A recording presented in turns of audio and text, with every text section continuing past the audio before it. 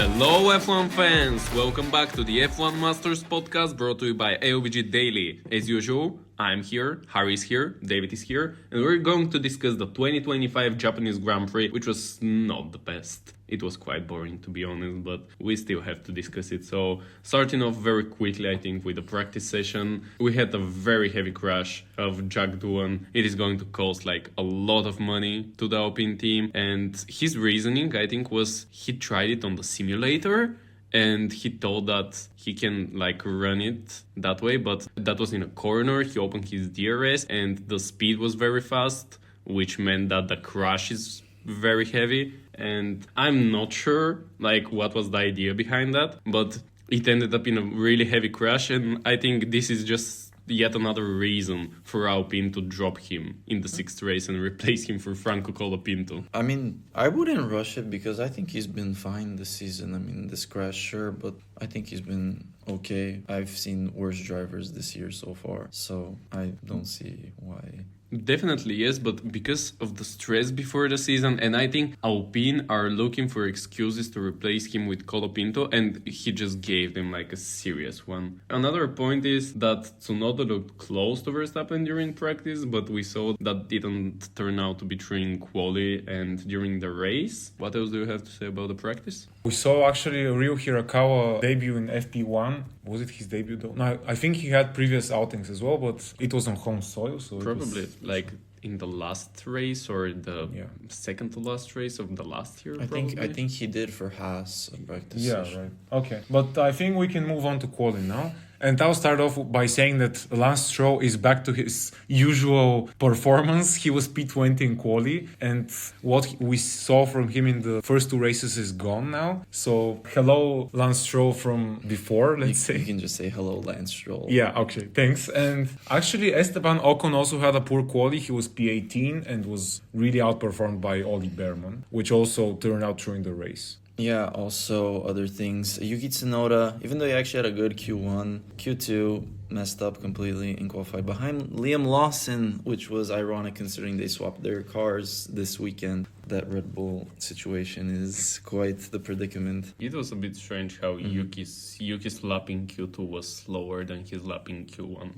In Q1 he had a great lap. It was like almost on par with Verstappen actually. But Q2 his car was very unstable on his lap and he couldn't complete a good lap. That's really the reason, simple as that. Also, Carlos Sainz impeded Lewis Hamilton and got a 3-place grid penalty for the race. And yeah, that was Q2. Q3 we had Behrman and Hadjar as surprises in Q3, and they performed pretty well. Hadjar even out-qualified Lewis Hamilton, who is still struggling with that Ferrari. Verstappen managed to snatch pole in a phenomenal qualifying session, I would say, and great lap. Very close between him and the two McLarens, who could not piece a full lap together to the best of their abilities, so they lined up second and third. And Charles Leclerc actually with his best qualifying of the season in P4, giving Ferrari some hope for the race. And going to the race, we had Max Verstappen winning his first race of the season and fourth in a row. Like he had 4 in a row, like for pole positions in Japan, and race wins. And 4 race wins in a row. And after that, the two McLarens, Lando Norris and Oscar Piastri, were P2 and P3. And the start of the race, pretty uneventful, nothing interesting. I expected at least some chaos, probably one crash, probably some yellow flags. But Verstappen started really great, even though like Lando had a faster reaction time, Max positioned himself better, and he managed to place his car very well and to get away for more than 1 second from Lando Norris in the McLaren. And after that, he had a pretty quiet race. I expected more push from McLaren, but I guess it is either like Max's phenomenal ability or just that McLaren, they were not prepared for a case like that. But in both cases, it worked out great for Max, who took his first win of the season and currently is sitting only 1 point behind Lando Norris in the driver standings. And Red Bull, all the points that they've gathered so far are only from him, which is pathetic. He himself is third in the constructors standings, ahead of Ferrari, and it's really bizarre it has went so far, even though Red Bull is complete chaos right now. But we can move on with the race recap with maybe talking about McLaren, I guess. McLaren were... I mean, I was frustrated because they should have won that race, honestly. They were all over Max the whole race, and Oscar Piastri, I think, was the fastest man on track. And I don't know why they didn't try anything different with him, but even if they had the same strategy, the fact that they didn't push to attack was, I found, quite bizarre. I mean, I really hate this modern era of Formula One where teams are like, conserve the tires, conserve the fuel, conserve everything, and just make it to the finish. Like, this is such a boring way of racing, even if it is like maybe the most efficient way to get to the finish line. It's terrible, and cars don't want to race hard because their tires are going to go off as soon as they start trying to overtake or get behind a car in the dirty air, especially at Suzuka with this track with a lot of twisty corners, difficult to follow. So yeah, that was very frustrating and disappointing, I think, from McLaren that they did not. It felt like they didn't go for the win. They were perfectly fine with finishing second and third, and even though they're getting a lot of points for that, that's not why you're at this race in the first place. You want to win, and I think you should try everything possible to get that win. Their strategy was also looking a bit strange and conservative at the same time, which is not a great combo if you're chasing for the win. And they first pitted Oscar, and after that they pitted Lando, but during the same pit stop window that Verstappen pitted. So they didn't try to, let's say, one driver before Verstappen, one after Verstappen, which seemed really strange for me. And after that they ended up in the exactly same positions, and Max again managed to be like more than 1 second away from them. And I don't think that during the race, like despite for the first, let's say, lap and a half, I don't think that McLaren even managed to get into his DRS zone, which didn't look great. And although they managed to gather 33 points, I don't think that McLaren would be the happiest from this weekend. And for the quali too, because they had the pace, I think it was going to be easy 1-2 for them, and then like Max Verstappen out of the nowhere, and they didn't have an answer for this. But we'll see. Still, I think McLaren, they're a young team, developing team, and they right now, when they have the fastest car, they have the right to make mistakes. But the most important thing is when they are in a similar situation, they should learn their lessons, because you cannot repeat the same thing over again.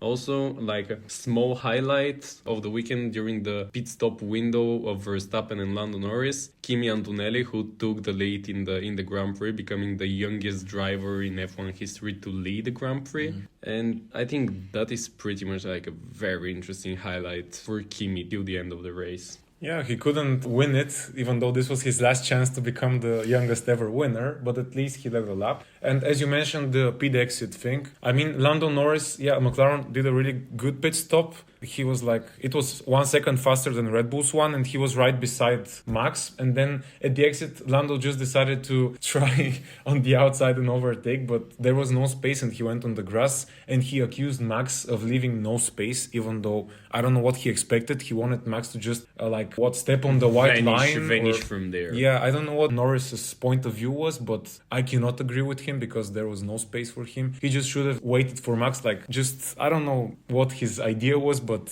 Lando was on the outside going into the grass. Of course, he's going to go into the grass. He wanted to overtake Max. Obviously, that was not going to happen. And yeah, I don't think it makes a difference if he did that or just backed off in the first place. So it was expected because side by side coming out of the pits, the pit exit is made for one car, generally. So this is not really surprising that this happened. Another disappointing segment of the weekend was the whole race, I think, and how few overtakes we saw, and the way all the teams were very protective, very conservative.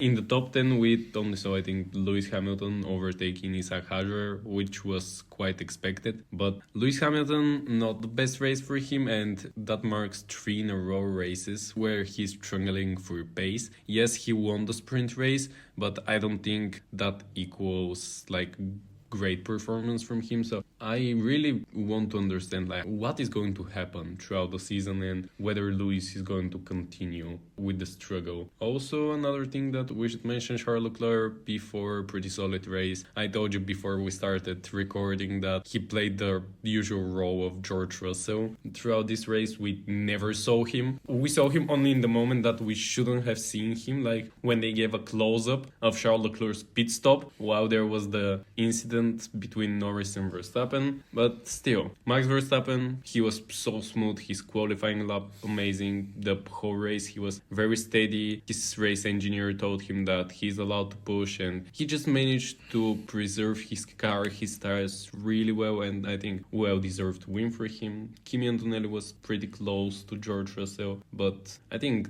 these were like the main highlights of the race. And we already touched upon the championship standings. As you said, Max is only 1 point behind Lando in the standings. Then comes Oscar Piastri and Charles Leclerc. George Russell, sorry. Yeah, then it's Kimi Antonelli. Charles has 20 points, 2 ahead of Alex Albon. And then comes Lewis Hamilton. I mean, yeah. In the constructors, as already said, McLaren are 36 points ahead of Mercedes, which is a comfortable lead at this point of the season. What is really concerning for me is the way that Ferrari are now closer to Williams and Haas rather than Red Bull, who have only one pilot. You say now, but last weekend they were behind Williams, so they have moved up. They've made progress. True. The But still, disqualification I think set them back, so there was that. That's true as well, yeah. Yeah, it agree. set them back, but I think that the pace is pretty disappointing so far, and I think that if some of the teams do not find like a magical solution, then McLaren are going to get that constructors title pretty easily. I agree. But I think we can move on to the fun rubric now. And I'll start with my highlight of the weekend, which is Isaac Hadjar. He was really impressive. Great qualifying. He also managed to keep it in the race. He was only overtaken by Lewis Hamilton, who has a faster car. So I can't blame him for that. So yeah, great job.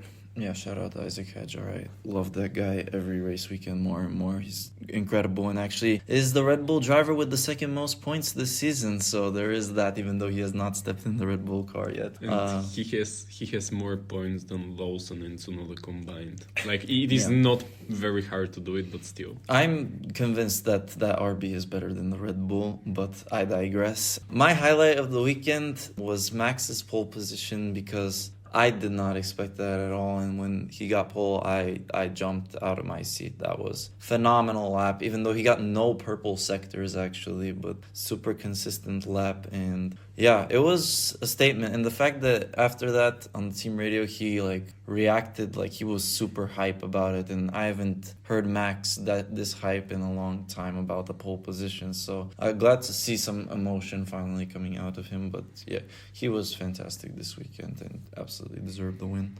Do you think there is any chance like Verstappen performs better in the RB, let's say next weekend, compared to the Red Bull car? Like, how would you evaluate the odds from 1 to 10 for this to happen? I think it is a solid at least 4 out of 10 for him to perform better.